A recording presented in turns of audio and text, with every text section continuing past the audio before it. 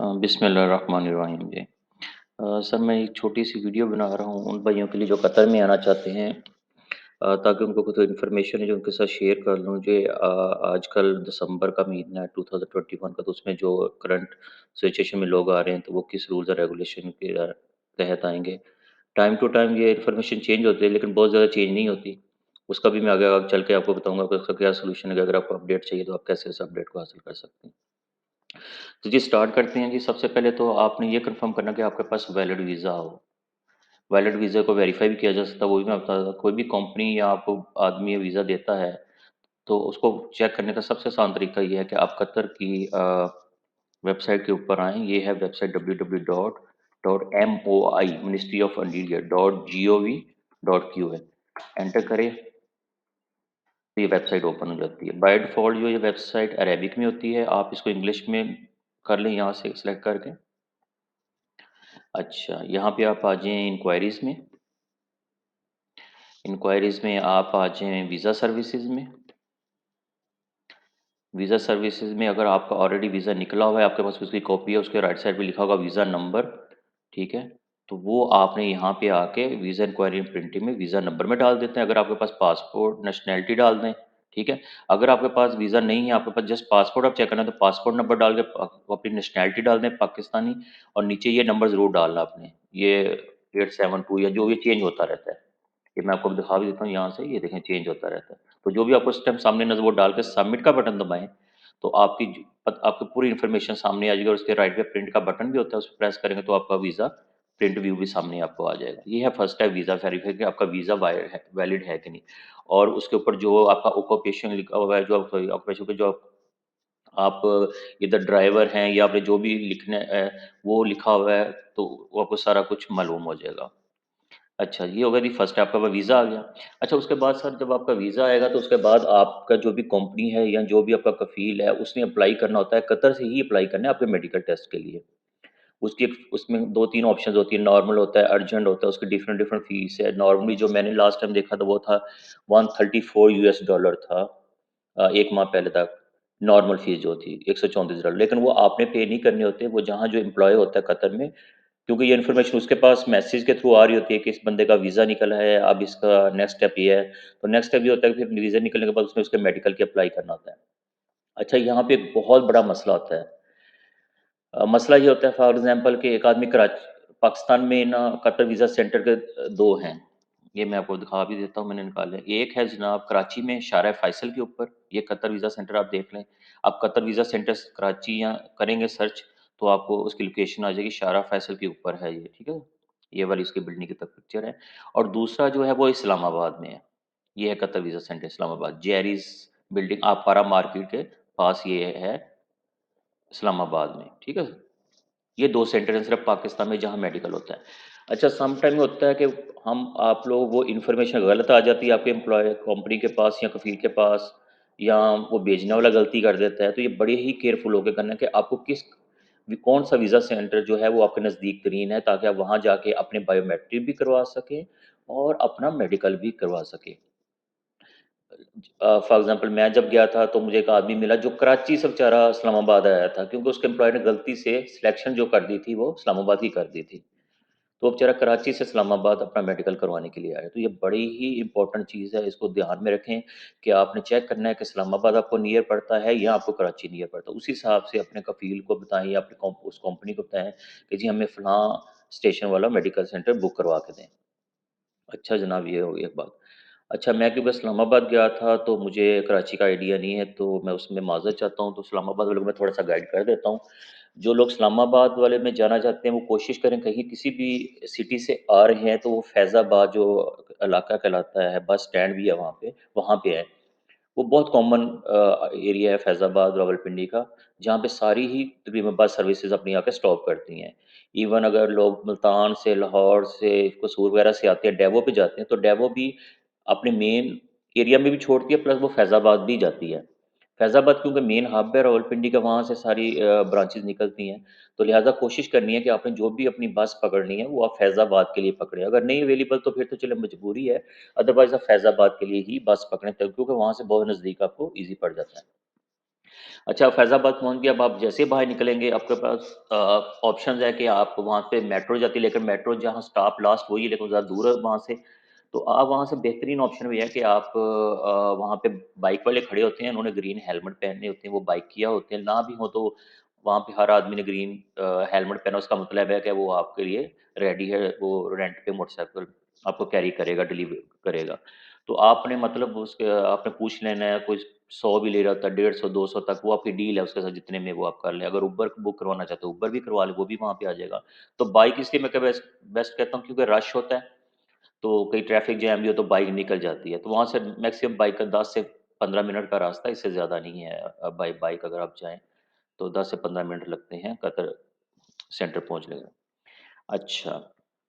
वहाँ पहुँच गए सर आप, पहुँच गए। अब अच्छा, अब अगला स्टेप क्या होता है, एक चीज़ और आपने ज़हन-नशीन करनी है कि आपने अपने टाइम से थोड़ा पहले जाएँ। अगर तो आप दूर से जा रहे हैं तो डेफ़िनिटली आप पहले पहुँचे, क्योंकि रास्ते का पता नहीं होता। लेकिन अगर कोई आपको, अगर आपका टाइम 12 बजे का है तो उन्होंने 12 बजे से पहले आपको एंटर नहीं होने देना। इसलिए बहुत से लोग बेचारे फिर आगे वहाँ पे 5-5 6-6 घंटे बैठे रहते हैं, वेट करते रहते हैं। फिर वहाँ पे और भी मसले आते हैं। तो बेहतर है कि आप अपने टाइम से कुछ अर्सा पहले, जैसे फॉर एग्ज़ाम्पल अगर आप फैज़ाबाद पहुँच गए हैं, तो आप वहीं पे रुके हैं। आपको पता है कि 1 आवर रह गया, तो आप 1 आवर पहले वहाँ चले जाएँ। बजाए कि वहाँ जाके बैठेंगे, ना वहाँ बैठने की जगह है, वहाँ गार्ड्स आपको कहते रहते हैं कि वहाँ दूर चले जाएँ, दूर चले जाएँ, पीछे हट जाएँ। तो वो फिर वहाँ जाके बंदा ज़्यादा बोर भी होता है, मुश्किल भी होती है। तो अगर आप फैज़ाबाद अर्ली मॉर्निंग पहुँच गए हैं, या अगर टाइम आपका 12 बजे, तो आप वहीं पे वेट करें, वहीं पे घूम फिर लें। तो अपने टाइम से 1 घंटा पहले वहाँ पे चले जाएँ। नेक्स्ट स्टेप जो होगा जी, अब आप टाइम आ गया, अब आप एंटर होंगे, तो आपके सबसे पहले मैंने जैसे पहले बताया, मैं बात कर रहा हूँ इस्लामाबाद की। मुझे कतर का मे बी हो, सॉरी कराची, कतर सेंटर में भी ऐसी हो, लेकिन मुझे क्योंकि आइडिया है, मैं खुद गया था पर्सनली, तो मैं इस्लामाबाद जो कतर वीज़ा सेंटर है उसकी बात कर रहा हूँ। सबसे पहले गार्ड्स आपके डेट चेक करते हैं कि आपके पास वो अच्छा, वो सॉरी, मैं एक चीज़ बताना भूल गया पहले, क्या जब आपका मेडिकल बुक होगा तो आपको एक लेटर इश्यू होता है, वो लेटर आपका फ़ील या कंपनी आपको भेजेगी कि आपके फलान दिन आपका जाके मेडिकल है, आपने उस दिन जाना है।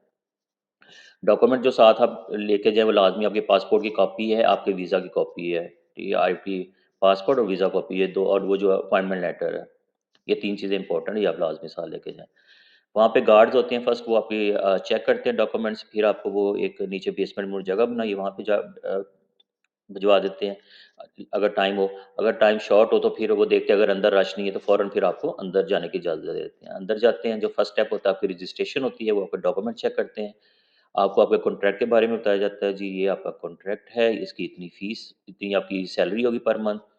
वो एग्री करते हैं, उसके बाद वो आपको रजिस्ट्रेशन कर देते हैं, साथ ही आपको बिठा दिया जाता है। आपको एक नंबर है, टोकन नंबर मिल जाता है। वहाँ पे 2 साहब बैठे हैं, 2 डिफरेंट सेक्शन है, दोनों सेक्शन में बायोमेट्रिक हो रहा है। वहाँ पे आप जाएँगे, आपका नंबर कॉल करेगा, आप वो नंबर पे अपना जाएँगे, वो आपकी सारी फिंगर्स, हैंड्स, ऊपर, नीचे, दाएँ-बाएँ हर जगह से पूरा स्कैन कर लेगा।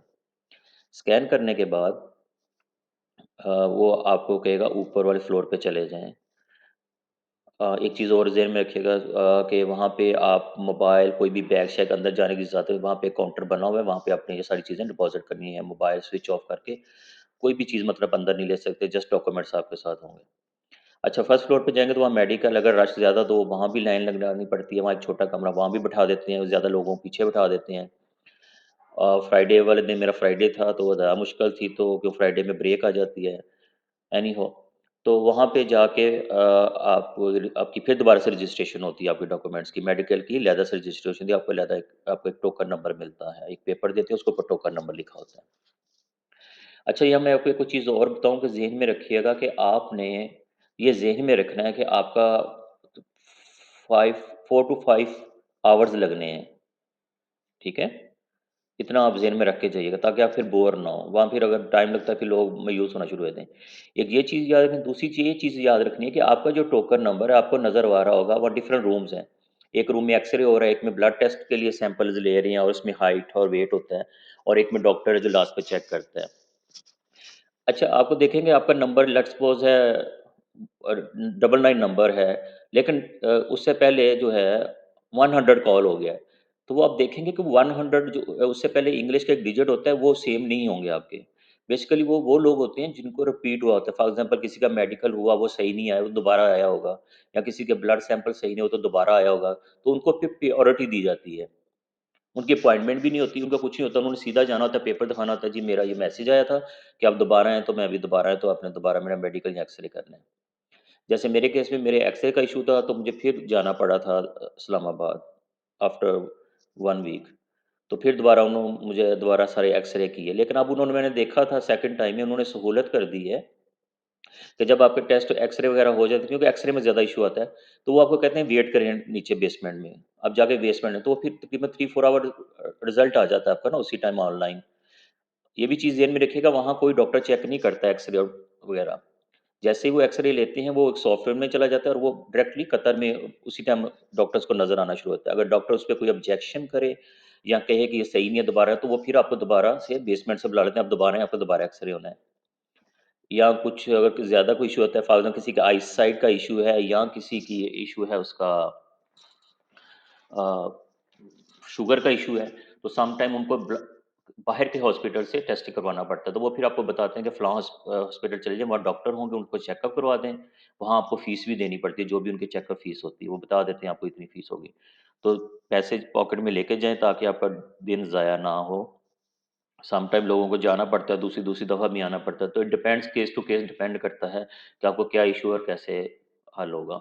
मोस्टली वहाँ पे है कुलसूम इंटरनेशनल हॉस्पिटल, वहाँ भिजवाते हैं ज़्यादातर, वहाँ से तकरीबन अगर बाय वॉक जाएँगे तो 10 टू 15 मिनट्स लगते हैं, अगर बाइक पे जाएँगे तो 2 से 3 मिनट का रास्ता है। तो वो ख़ैर उसी उसी लाइन में सीधा आप चले जाएँ तो कुलसूम हॉस्पिटल आ जाता है। वहाँ जाके जो भी डॉक्टर या वो बता देते हैं, सम टाइम उनके डिफरेंट भी हॉस्पिटल हो सकते हैं। तो मेरा एक इश्यू था, तो मुझे कंसोम इंटरनेशनल हॉस्पिटल भिजवाया था, तो वहाँ से मैंने वॉइस लेके फिर उन्होंने मेरा दोबारा से ब्लड टेस्ट किया था। एनीहाउ जी, आगे चलते हैं। तो सर जब आपका ब्लड टेस्ट एक्स-रे कंप्लीट हो जाएगा, तो फिर आपका रिज़ल्ट आता है, आपके कंपनी का जो एम्प्लॉय होती है कतर में, उसको ही आता है रिज़ल्ट, आपको नहीं पता चलता। वो बताएगा कि आपका मेडिकल ओके है या नहीं है, अगर नहीं है दोबारा जाना है कि नहीं जाना, तो सब कुछ वही बताएगा आपको। अज़्यूम कर लेते हैं कि जी आपका माशाल्लाह अल्लाह ने आपको शिफ़ा दी, आपका मेडिकल टेस्ट कामयाब हो गया, आप ठीक है जी, अच्छी बात हो गई। अब नेक्स्ट स्टेप क्या है जी हमारा? या हमने एक लिस्ट बनाई है, मैं कहा मैं कुछ भूल ना जाऊँ। पहले तो आपका वीज़ा कफ़ील की तरफ से हो गया, फिर मेडिकल बायोमेट्रिक हो गया, इस्लामाबाद, कराची में हो गया। अब नेक्स्ट स्टेप जो आपका पास होने के लिए वो है आपका प्रोटेक्टर का। कोई भी आदमी दुनिया के किसी मुल्क में काम की गर्ज से जा रहा है, तो उसको सर पासपोर्ट के ऊपर प्रोटेक्टर लगाना पड़ता है। अगर आप वीज़ा वगैरह पे जाते हैं तो कोई इश्यू नहीं है, लेकिन अगर आप काम के सिलसिले में जा रहे हैं मुल्क से बाहर, तो ये प्रोटेक्टर लगवाना पड़ता है। प्रोटेक्टर है फ्रॉम प्रोटेक्शन से। प्रोटेक्शन ये है कि वो आपसे 7,200 फ़ीस लेते हैं, ठीक है? और अगर मैं गलत नहीं हूँ तो ये 2 या 3 साल के लिए बेसिकली इंश्योरेंस होती है ये आपकी। ये 2-3 साल 2 या 5 साल के लिए वैलिड होती है। खुदा ना ख़ास्ता अगर अल्लाह ना करे कोई मसला होता है, किसी की कोई डेथ हो जाती है का ड्यूरिंग वर्किंग या किसी मसले की वजह से, तो आपकी फैमिली को महज़ 10 लाख रुपए तक मिलते हैं। जो मैंने लास्ट अभी पूछा था, तो मैं कहा जी इसका क्या फ़ायदा? तो उन्होंने बताया था जी 10 लाख तक सपोर्ट करती है स्टेट लाइफ़ इंश्योरेंस। ये स्टेट लाइफ़ इंश्योरेंस ही वहाँ पे बैठे हैं लोग, जो कि इसकी ना रजिस्ट्रेशन करें। बैंक में फ़ीस जमा होती है, बाकी स्टेट लाइफ़ इंश्योरेंस वो आप एक डॉक्यूमेंट बना के देते हैं और बाकी फिर वहाँ पे प्रोटेक्ट स्टिकर लगता है। अच्छा, प्रोटेक्टर के लिए एक बड़ी इंपॉर्टेंट चीज़ है कि आपको पता होना चाहिए कि आपका प्रोटेक्टर एरिया कौन-सा है, यानी किस ज़िले में कौन सपोर्ट करता है। फॉर एग्ज़ाम्पल कुछ लोगों को सियालकोट का करता है, तो एक वेबसाइट पे अगर आप लिखेंगे ना, गूगल में सर्च कर लेंगे प्रोटेक्टर ऑफिस इन पाकिस्तान, तो एक ना ये बीओई की ना, bureau of immigrants and overseas employed की ना आपको एक वेबसाइट मिल जाएगी और इसपे ना ऑटोमेटिकली पूरी लिस्ट आ जाएगी। ये कराची वाले हैं, वहाँ कौन-कौन साहब हैं, रावलपिंडी है, आगे चले जाएँगे तो पेशावर है, लाहौर है, सियालकोट भी है, कोयटा भी है, मुल्तान भी है। तो मतलब आपने चेक कर लेना जाने से पहले, क्योंकि अगर फॉर एग्ज़ाम्पल मुल्तान का आदमी लाहौर आएगा तो उसका वो प्रोटेक्टर नहीं लगाएँगे। वो आईडी कार्ड के ऊपर एड्रेस होता है, उसी हिसाब से वो चल रहे होते हैं। तो जो गुजरांवाला वाला है वो सियालकोट जाएगा, जो लाहौर, कसूर और इर्द-गिर्द के वो लाहौर आएँगे, इसी तरह मुल्तान है, कराची। तो ये बड़ी इंपॉर्टेंट है कि आपने वहाँ जाके अपना प्रोटेक्टर अपने उसी एरिया में लगवाना है, अदरवाइज़ वो नहीं लगाएँगे। अच्छा, प्रोटेक्टर लगा जाने से पहले जो चीज़ें आपको रिक्वायर्ड हैं, वो आप ज़रूर देख लीजिए। आपको पासपोर्ट कॉपी चाहिए, ठीक है? आपके अपनी नेशनल आईडी की कॉपी होनी चाहिए, ओरिजिनल भी साथ होना चाहिए। ID copy of next of kin, next of kin ये होता है खुदा ना खास्ता वो बंदा जो अगर कोई मसला हो जाए, तो जो उसकी ज़िम्मेदारी ले या उसको जिसको राइट्स ट्रांसफ़र कर, जैसे हम बैंक में भी अकाउंट ओपन करते हैं, तो कुछ लोग जो हैं वो फॉर एग्ज़ाम्पल वो पूछते हैं जी खुदा ना खास्ता अगर आपको हादसा होता है, आपकी मौत हो जाए, आपके बाद इसका हम किसको ट्रांसफ़र कर दें ये पैसे? तो आप लिख के देते हैं कि फ़लाँ मेरी वाइफ़ है, भाई है या बाप है, इसको ट्रांसफ़र। इसी तरह से आपने वहाँ पे उसकी रीजनल तो देने की ज़रूरत नहीं, कॉपी सबमिट करवानी होती है, साथ लगानी होती है। मेडिकल एग्जामिनेशन टेस्ट, ज़ाहिर बात है आपके पास रिपोर्ट तो नहीं होती, लेकिन वो जो पेपर वहाँ पे वो देते हैं, वहाँ पे जब आप कंप्लीशन करते हैं तो उसके ऊपर एक कंप्लीशन का ना वो स्टैंप लगाते हैं, तो वो पेपर आप उसकी कॉपी साथ लगा देंगे, हाँ जी ये मेडिकल टेस्ट के लिए गया था, ये कंप्लीट हुआ हुआ है, तो उनसे आइडिया हो जाता है कि बंदा मेडिकल के लिए गया था। अच्छा, कतर वालों के लिए ये एक रिस्ट्रिक्शन, कतर और मलेशिया और 2-3-4 मुल्क ऐसे हैं जहाँ पे ना पुलिस करैक्टर सर्टिफिकेट लाज़मी है उस ज़िले का, जिस ज़िले में आप रह रहे हैं, रैश पज़ीर हैं। फॉर एग्ज़ाम्पल आप रहने वाले मुल्तान के, लेकिन समहाउ अब आप 20-25 साल से किसी रावलपिंडी इस्लामाबाद में रह रहे हैं, तो फिर आपको वहाँ पे कुछ शो करवाना पड़ता है कि कोई इलेक्ट्रिक बिल, या जी मैं इतनी देर से यहीं पे रह रहा हूँ, तो फिर आपको वहाँ बनवा देते हैं। अदरवाइज़ फिर आपको नहीं तो अपने ज़िले में जाके ही करैक्टर सर्टिफिकेट पुलिस का बनाना पड़ेगा। इसका भी बहुत आसान है, पंजाब में तो बहुत आसान है, मैं तो देख के हैरान रह गया कि जस्ट आपने एक स्टाम्प पेपर लेना ₹100 वाला, किसी भी कचहरी में चले जाएँ, स्टाम्प उसके पास ऑलरेडी सैंपल होता है, वो उसको पता होता है, उसे कहें जी मैंने आउट ऑफ कंट्री जाना है तो मुझे सर्टिफिकेट बनाना पुलिस का, तो वो उसी टाइम आपको एक ₹100 वाले स्टाम्प पेपर के ऊपर वो आपको प्रिंट करके दे देगा। और साथ में आपके पास 3-4 तस्वीरें होनी चाहिए, क्योंकि जब पुलिस स्टेशन जमा करवाने जाएँगे तो वो आपको सबमिट में, अच्छा ये आपको पुलिस स्टेशन नहीं जाना, ये भी ज़हन में रखिएगा। ये जो आप सर्विस सेंटर बनाए हुए हैं ना पुलिस के, जैसा ट्रैफ़िक पुलिस वाले जहाँ बैठते हैं, वहीं पे ये सबमिट होता है। जहाँ आपका ट्रैफ़िक पुलिस वाले हैं, तो वहीं पे आप पूछ लीजिएगा किसी से भी, तो वहाँ पे सबमिट हो, वहाँ पे एक सेक्शन बना होता है, वहाँ जाके आपने ये वो भी एक फॉर्म देते हैं। वो फॉर्म फिल करके साथ आपने ये अपना पिक्चर लगानी होती है, साथ आपने ये जो अपने स्टाम्प पेपर वो लगा के, और उनकी भी कोई ₹350 है, जो कि कोरियर फ़ीस होती है। टीसीएस वाले आपको डिलीवर करते हैं दूसरे या तीसरे दिन आपके घर पे वो जो सर्टिफ़िकेट होता है। तो ये चीज़ है, तो वो पूरे सर्टिफ़िकेट आपको, और एग्रीमेंट की कॉपी, जो एग्रीमेंट आपका वहाँ कतर की कंपनी से हुआ हुआ है, या फिर जिस पे आपकी पे वगैरह टर्म्स एंड कंडीशन होती हैं, वो उसकी कॉपी, और साथ वीज़ा की कॉपी, ये सारी कॉपी।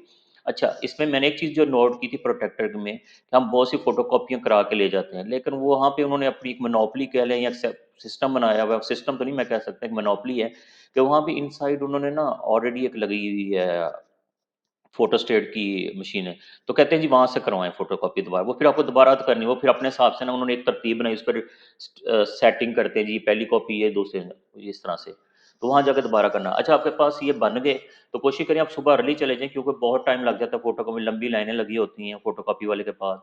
जब आपकी फ़ोटोकॉपी होती है, फिर नेक्स्ट सेक्शन होता है, वहाँ पे एक ऑफ़िस होता है, वहाँ पे आपने अपना चेक करवाना होता है। वो डॉक्यूमेंट चेक करवा के आपको चालान फ़ॉर्म देता है, चालान फ़ॉर्म में आपने सिर्फ़ फ़िलअप करना होता है, उसका वहाँ पे लिखा हुआ तरीका कैसे का, उसके बाद आप बैंक पे चले जाते हैं, बैंक में फ़ीस जमा करवाते हैं, फिर वापस आके आप स्टेट लाइफ़ वालों के पास चले जाते हैं, वो आपको एक डॉक्यूमेंट देते हैं, उसके बाद फिर आपका बायोमेट्रिक होता है, वहाँ पे फिर बायोमेट्रिक होता है, नादरा का आदमी होता है, वो वेरीफ़ाई करता है आपका फिंगर लगा के ना, और एक फॉर्म फिल करता है, वो फिर फॉर्म प्रिंट आउट निकाल के आपको देता है, वो फिर अपने डॉक्यूमेंट्स में ऐड करते हैं, और एंटरली वहाँ पे एक आदमी बैठा होता है जिसको आपने वो सारा कुछ सबमिट करवाना होता है, तो वो सारे पेपर चेक करके ये कंप्लीट हैं, फीस ऐड होगी, वो आपको आपसे पासपोर्ट और पेपर ले लेगा, और आपको बताएगा जी 3-4 घंटे वेट कर लें, आपको इतने बजे पासपोर्ट मिल जाएगा।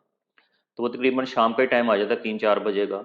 तो वहाँ पे फिर वो आदमी आता है, सारे पास वो फिर नाम बोलता जाता है, तो वो फिर आपको अपना पासपोर्ट मिल जाता है, और पासपोर्ट पे एक स्टिकर लगा होता है प्रोटेक्टर के नाम से, ठीक है? तो वो प्रोटेक्टर का स्टिकर हो गया। अच्छा सर, प्रोटेक्टर कंप्लीट हो गया। अब नेक्स्ट है आपका जो इम्पोर्टेंट है, बहुत इम्पोर्टेंट है। प्रोटेक्टर के बाद आप आपने करवानी है, या आपके कफ़ील ने करवानी है, होटल बुकिंग करवानी है, टिकट बुक करवानी है। होटल बुकिंग में 2-3 किस्म की होटल बुकिंग है। एक कहलाती है, एक तो होटल है, जैसे हम होटल का वर्ड यूज़ कर लेते हैं। दूसरा होता है मैकनीज़। मैकनीज़ इन्होंने क्या किया हुआ है, एक एरिया बनाया हुआ है, तकरीबन कोई मेन जो सिटी है दोहा से कोई 40 किलोमीटर दूर है, सऊदी बॉर्डर की तरफ। उसको कहते हैं मैकनीज़, ये मैं आपको पिक्चर भी दिखा रहा हूँ मैकनीज़ की। ये इस तरह से वो देखेंगे, पूरा शहर ही बसा हुआ है, बिल्डिंग्स ही बनी हुई हैं। तो ये वो मैकनीज़ एरिया जहाँ पे मोस्टली जो लेबर लोग हैं वो तो वहीं पे जाते हैं। कोई बंदा सीनियर अच्छी पोस्ट वाला, तो उसको फिर होटल बुक करके दिया जाता है। रहना क्वारंटाइन ही है आपने। क्वारंटाइन 2 दिन का भी है, 7 दिन का भी है, 10 दिन का भी है। 2 दिन का उनके लिए है जो कि कतर के रहायशी हैं, या जिनके पास पहला वीज़ा है, और उनको फाइज़र लगी हुई है, ठीक है? और अगर नहीं तो साइनोफ़ार्म लगी हुई है, एक दूसरी वो मैं आपको बता देता हूँ, इनकी 2 वो बाद में चलते हैं। पहले हम इसको कंप्लीट कर लें, फिर हम बाद में आपको डिटेल से बताता हूँ। अच्छा, होटल बुकिंग होगी, होटल बुकिंग होगी तो उसके बाद अपनी टिकट बुक करवानी है, क्योंकि जिस दिन होटल बुकिंग स्टार्ट उसी दिन आपकी टिकट भी होनी चाहिए। ये नहीं कि होटल बुकिंग पीछे की हो, फ्लाइट बाद की हो, या होटल बुकिंग बाद की हो, तो वो फिर, क्योंकि जिस दिन आपने पहुँचना वहीं पे रहना है ना जाके, क्योंकि आपको डायरेक्ट उन्होंने पिक करना है वहाँ से एयरपोर्ट से, और आपको जो आपकी आपकी क्वारंटाइन वाली जगह है वहाँ पे आपने उसने उसने उन्होंने छोड़ देना आपको। आप कहीं इधर-उधर नहीं जा सकते। अच्छा ये देख लीजिए, होटल बुकिंग होगी, आपके पास टिकट हो गए, एतराज़ अप्रूवल लेटर। ये वेबसाइट है एतराज़.gov.qa। ये वेबसाइट पे आपने सर चले जाना है। मैं आपको दिखा देता हूँ, ये एतराज़.gov. और यहाँ पे आपने, क्योंकि आप नया न्यू न्यू रजिस्ट्रेशन कर लीजिए। जब आप न्यू रजिस्ट्रेशन के लिए जाएँगे तो वो आपसे कुछ चीज़ें माँगेगा। ये फिर अरबिक आ जाता है, आप इसको ऊपर से क्लिक कर लें, इंग्लिश कर लीजिए यहाँ से। नेशनैलिटी आपने सेलेक्ट कर ली, ईमेल लाज़मी होना चाहिए कोई भी हो, उसके बाद पासवर्ड है, अगर आपके पास नहीं है, आप पढ़े लिखे नहीं है, किसी से कह दें कि मेरा यार ये वाला काम कर दें, ठीक है? तो वो आपका काम कर देगा। पासवर्ड कंफर्म पासवर्ड, और ये नीचे कैप्चा होता है, ये जो डिजिट नज़ीम का ऐड कर साइन अप। साइन अप होने के बाद यहाँ पे ऑप्शन होती है न्यू एप्लीकेशन की। न्यू एप्लीकेशन है तो मैं फॉर एग्ज़ाम्पल यहाँ पे कर देता हूँ इसको।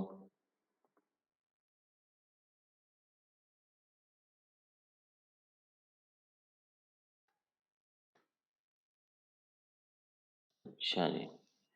तो ये सर आ गई एप्लीकेशन। यहाँ पे आपने ओवरलैंड है, बाय एयर है, सी है, तो ज़ाहिर बात है आप बाय एयर जाएँगे। कंट्री ऑफ डिपार्चर, आप कहाँ से आ रहे हैं, पाकिस्तान से आ रहे हैं, पाकिस्तान करेंगे। अराइवल डेट, आपने किस डेट को आ रहे हैं, और टाइम क्या है लिखा हो, जो आपकी टिकट के ऊपर टाइम वो आपने नाम करना है।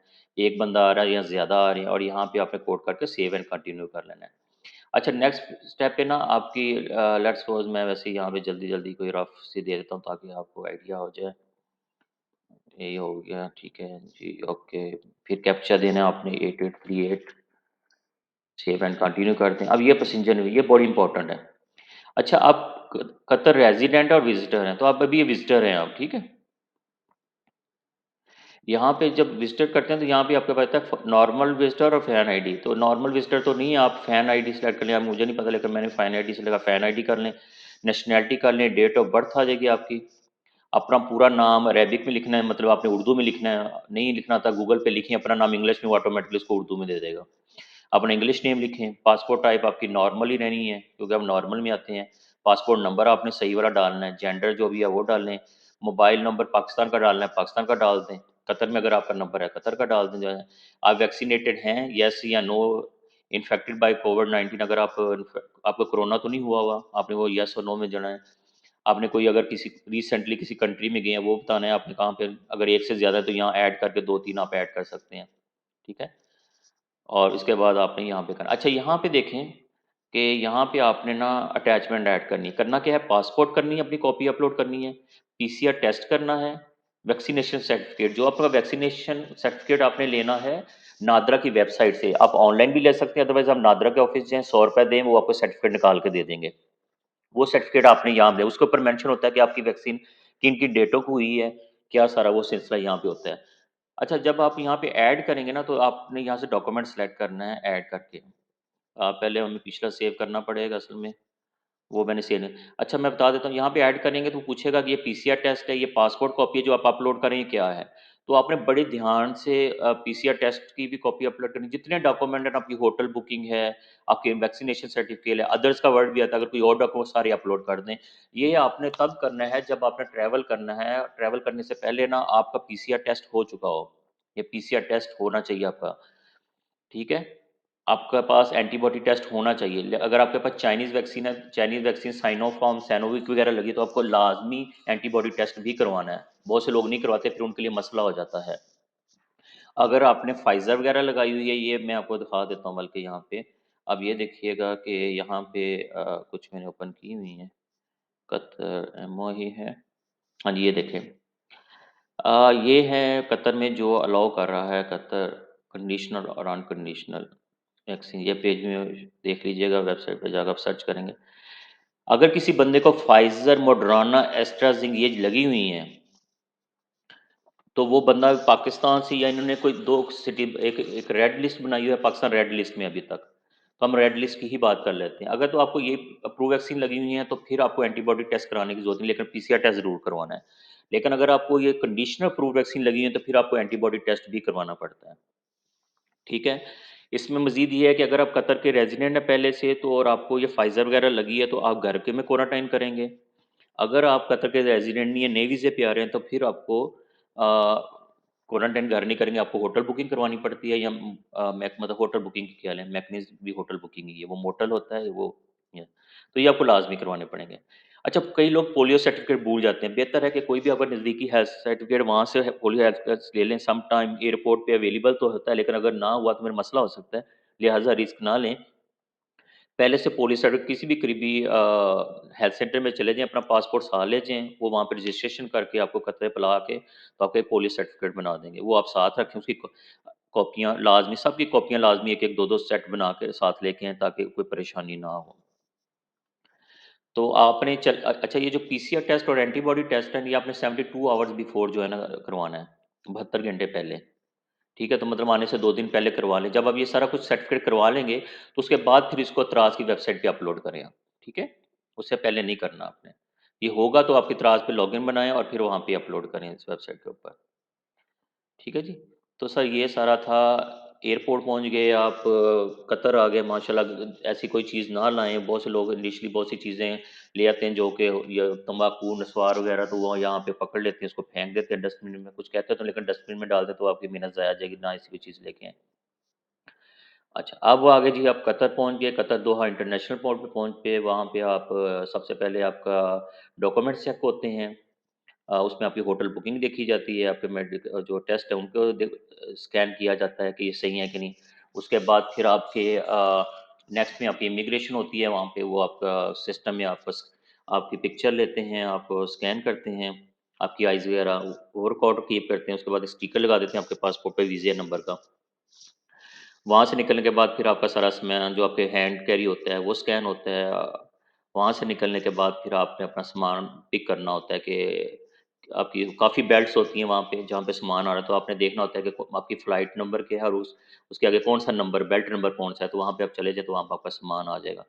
सामान लेने के बाद फिर आपके नेक्स्ट स्टेप होता है, वहाँ डॉक्यूमेंट चेक होते हैं, वो फिर वहाँ से सेग्रीगेट करते हैं कि आप इस लाइन में चले जाएँ, से जो जिन्होंने का होम क्वारंटाइन होता है उनको अलहदा लाइन में भिजवा दिया, जिनका होटल क्वारंटाइन होता है उनको अलहदा लाइन में भिजवा दिया जाता है। अच्छा, फिर यहाँ से होटल क्वारंटाइन वालों की 2 कैटेगरी है। एक मैंने बताया कि होटल हैं, जैसे काफ़ी होटल हैं कतर में, एक्सपेंसिव भी हैं, चीपर, इट डिपेंड्स ऑन कि आपकी कौन-सी बुकिंग है। और एक मैकनीज़ है। मैकनीज़ जो है ये विलाज़ मोटल टाइप है, जिसमें यहाँ पे एक रूम में 2-2 होते हैं, होटल में एक रूम में 1 आदमी ही होता है। तो ये थोड़ा डिफरेंट और ये बड़ा चीप पड़ता है, मैकनीज़ जो है। और जो है आपका होटल वो एक्सपेंसिव पड़ता है, तो मैकनीज़ मोस्टली लोग बुक करवाते हैं, होटल बुक है। तो वहाँ से जो मैकनीज़ लोग होते हैं, वो उनको एक बस में लेके जाया जाता है। लेकिन जो होटल बुकिंग है, वो एक-एक कार में अलहदा-अलहदा उनको लेके जाया जाता है डिफरेंट लोकेशन के ऊपर, तो इस तरह से चल रहा है। तो जैसे ही आपको वो बस में बैठाएँगे, आपका सामान वगैरह, वो सीधा आपको मैकनीज़ में ले जाएँगे, जो कि मैंने अभी आपको थोड़ी देर पहले पिक्चर दिखाई, दोबारा दिखाता हूँ। ये वो एरिया जहाँ पे आपको ले जाया जाएगा। इस तरह से वहाँ पे बिल्डिंग बनी है, एक बिल्डिंग में 2 फ्लोर हैं, ग्राउंड फ्लोर, फर्स्ट फ्लोर, हर फ्लोर उसपे तकरीबन टोटल 4 रूम्स, 4 नीचे 4 है, टोटल 8 रूम्स हैं। ये विला जी, मैं आपको इनसाइड विला भी दिखा देता हूँ, ये इस तरह से है और 1 रूम के अंदर 2 लोग हैं। ठीक है सर? तो उसके बाद ये इस तरह से रूम है, एक 2 बेड लगे होंगे कॉर्नर में, कबर्ड्स वगैरह कुछ नहीं होती। ये पहले शायद पहले कोई और हो, खैर अभी नहीं होती। 2 बेड लगे होंगे और एक साथ ही अटैच बाथ है, जहाँ जिसको आपने यूटिलाइज़ करना है। आप विला के अंदर घूम सकते हैं, लेकिन बाहर नहीं जा सकते। विला ऊपर जाए, नीचे किचन भी है। किचन को यूटिलाइज़ करना है तो आप कर सकते हैं, वहाँ केटल पड़ी है चाय बनाने। अच्छा, यहाँ पे अब सबसे जो इम्पोर्टेंट चीज़ है वो ज़हन में रखें, जब आपको होटल ले जाया जाएगा या मैकनिज़ लेके जाएगा, तो सबसे पहले वहाँ आपकी रजिस्ट्रेशन होती है और साथ ही आपका कोरोना टेस्ट होता है।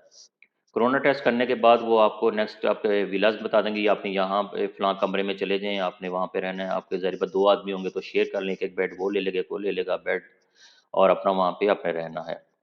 अच्छा, वहाँ पे खाना वो खुद सप्लाई करते हैं, आपको किसी किस्म का खाना है। खाने के मामले में पाकिस्तानी भाइयों से लाज़मी कहूँगा कि मेहरबानी फ़रमा कर अपना साथ अचार का डब्बा या कुछ इस तरह से ले जाइएगा, क्योंकि खाना वहाँ पे खाया भी जा सकता है, नहीं, डिपेंड्स ऑन, हर आदमी का अपना टेस्ट होता है, लेकिन क्योंकि पाकिस्तानी इस तरह का खाना नहीं पहले उन्होंने देखा होगा, ना उस तरह के चावल शायद खाए होंगे, ना इस तरह की रोटी, इसको खुबस बोलते हैं यहाँ पे। ये देख रहे हैं आप शॉपर के अंदर पड़ी हुई है रोटी टाइप, तो ये खुबस होता है। और इधर देखेंगे तो ये मछली मछली है, 2 पी छोटी-सी मछली, उसके 2 पी, तो वो भी आप नहीं खा सकेंगे। सालन कुछ इस तरह से होते हैं, वो आप नहीं खा सकेंगे। तो लिहाज़ा खुराक यानी आपको सम हो खाना पड़ेगा थोड़ा-थोड़ा, जो भी चीज़ कोई अच्छी निकल आती है, 3-4 चीज़ें होती हैं, उनमें से कोई एक आधी अच्छी निकल आती है। सुबह ब्रेड होती है, अंडा होता है, इस तरह से होता है। लेकिन ये है कि साथ अचार वगैरह रख लें, कुछ रस वगैरह रख लें तो आपका गुज़ारा हो जाएगा। तो इस मामले में आपको भी बता दूँ कि ये आप ज़रा ना ज़हन में रखें कि इस तरह से खाने के मामले में आपको परेशानी होगी मैकनीज़ में। हाँ, अगर आप होटल हैं तो डेफ़िनेटली वहाँ पे आपको बेहतर खाना मिलेगा, सब कुछ बेहतर मिलेगा। मैकनीज़ के लिए अगर आप जा रहे हैं, मैकनीज़ में रहने के लिए तो वहाँ पे आपके मैकनीज़ है या मैकेनीज़ है, कुछ लोग इस तरह से बोलते हैं, तो मैं माज़रत चाहता हूँ अगर वर्ड गलत बोला हूँ, तो इस तरह से आप मतलब वहाँ पे मैनेज कर सकते हैं। अच्छा सर, वहाँ पे रहेंगे फिर आपका अगर 2 दिन का है तो आपको 2 दिन बाद वहाँ 2 दिन मिनिमम 2 दिन अच्छा ये 2 डेज़ 7 डेज़ और 10 डेज़ इस तरह से चल रहा है। तो ये जो स डेज़ हैं 2, 7 और 10 ये नाइट्स होती हैं, दिन नहीं होते। यानी आपको 2 नाइटें वहाँ कंप्लीट करनी है, आपको 7 नाइट्स वहाँ रहना पड़ेगा, आपको 10 नाइट्स वहाँ रहना पड़ेगा। अच्छा जिनका 10 नाइट्स है उनको भी 7 नाइट्स के साथ ही फ़र्क कर रहे हैं। वो 10 नाइट्स नहीं उनको रखते। उनको 7 डेज़ वाले दिन जितने लोग हैं उनके साथ ही बेसिकली आप 8वें दिन जो है वहाँ से आप निकलेंगे। तो निकलने 7 डेज़ जब आपकी नाइट्स कंप्लीट हो जाएँगी, वो फिर दोबारा से आपका कोरोना टेस्ट करेंगे। अब जिनका कोरोना टेस्ट नेगेटिव आ जाएगा, उन सबको वो भेज देंगे, अगर खुदा ना खास्ता किसी का पॉज़िटिव है, तो वो फिर वहीं पे फर्दर स्टे करेगा। अब जब आपका नेगेटिव आ जाएगा, फिर वो आपसे आएँगे, लेटर देंगे, जी आपका नेगेटिव, आपसे पासपोर्ट ले लेंगे और आपको कहेंगे जी 3 से 4 घंटे आपके पास रेडी हो जाओ, अपना सामान वगैरह पैक कर लें। फिर वहाँ पे बस आती है, सारे लोग उसमें बैठ जाते हैं, सामान के लिए एक अलहदा ट्रक आता है छोटा, उसमें डाल देते हैं सारे लोग और फिर वो थोड़ा-सा बाहर आके तो वहाँ पे एक कैंप लगा होता है, वहाँ सारे बैठ जाते हैं, वो फिर नाम बोलते जाते हैं, आप अपना पासपोर्ट लेते हैं। आप जब आपने बस से उतरना है तो आपने अपना सामान भी साथ ही ट्रक खड़ा होगा वहाँ से पकड़ लेना है और एक कैंप के अंदर चले जाएँगे। वहाँ वो नाम बोलेंगे और अपना पासपोर्ट लेके आप बाहर आ जाएँगे।